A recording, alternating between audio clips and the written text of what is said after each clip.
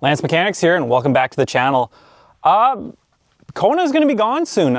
Believe it or not, it's really hard to give away free stuff, especially scrap. People are very, I don't know, paranoid, but it's going to be pulled out of here soon, and then I'll have room to start working on some fun projects again. Actually pull in my own vehicles and mess them up. Days are off. I'm off on my, it's my days off there, and I was having a nap, and I got awoken by an email. So people send me all kinds of cool stuff, and I love it. I love the feedback on the industry. And this is the third one from a Tesla technician. So I don't know the inner workings of the whole political situation at Tesla. I've worked on enough Teslas to know I don't like working on Teslas. They're over-engineered, and they can make things a little less complicated and be a little cheaper on customers' wallets.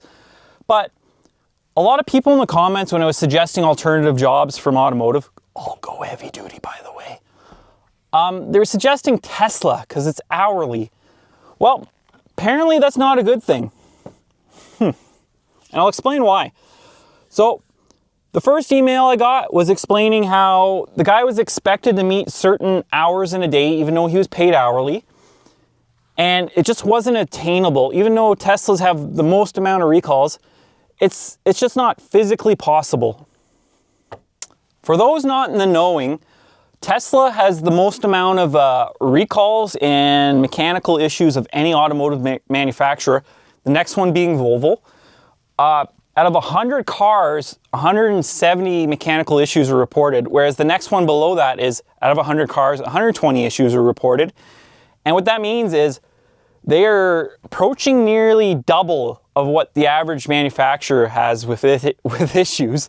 And I'm not saying average because Volvo's the next one below it. They're a nightmare, even though they look really nice. And it's things like replacing harnesses. There's faults sometimes as a technician. You have to replace whole assemblies, especially under warranty. Repairing little wires this day and age just isn't a long-term solution, especially when everything's pulse width modulated. Every little strand counts, and sometimes soldering can create a little bit of resistance, and you just don't want that in a circuit. So what you do is you replace entire harnesses.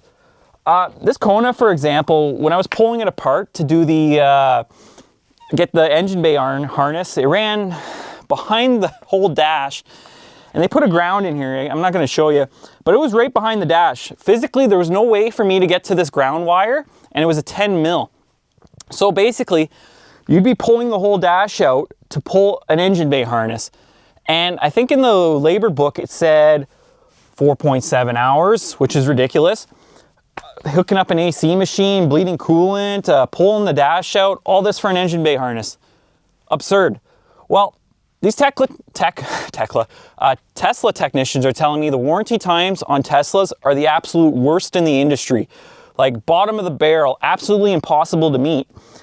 And when I got woke up today by this third email, I'm like, okay, I got to say something. So most technicians in the comments, again, recommending, hey, go to Tesla. It's hourly. What can be wrong with hourly?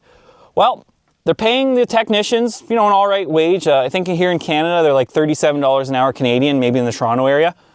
You know, that can get you up to about 80, 90 grand a year if you're really, really good with hours. Well, they're treating these mechanics like they're flat rate. They're expected to make 8 hours daily, working on some of the most hard to work on vehicles physically because they're not designed to come apart. And if they don't meet these quotas every day for a couple weeks, they're put on probation. And if they don't improve on this probational period, they're getting rid of the mechanics. Tesla, what are you doing? Mechanics aren't disposable. We're a friggin' rare commodity. And you know what? Every technician, I'm going to keep saying it, get into heavy equipment. You are appreciated in this industry.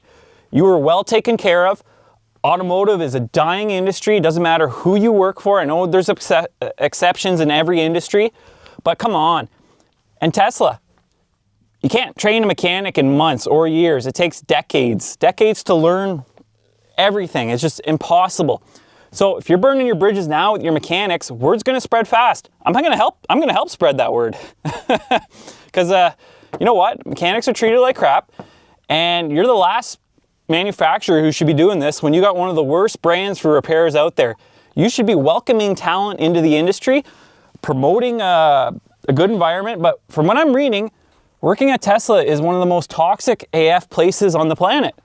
I don't know what it is. You're the Apple of the car world. I always got a weird vibe going in an Apple store, and that's why I don't use Apple products. The vibe, technology is great, but the vibe sent me elsewhere. So if you're a Tesla technician, post in the comments what you're experiencing. I just found it was weird. This is over a year though. This is the third email, and I've seen it on Facebook groups where technicians post them, pulling their boxes out. It's a little too common now. Once, yeah, twice, coincidence, third time, no, and then I'm reading it, yeah, okay, something's going on. Technicians, as much as you, like, we're a very tight-knit group. There's a lot of communication on Facebook pages, Reddit, is what it is, but it seems like Tesla is really dropping the ball. Don't know what to say. Again, post in your comments if you're a Tesla technician. Is any of this true? I really think it is, because too many technicians have been reaching out to me. So yeah, Lance Mechanics, have a good one. Take care.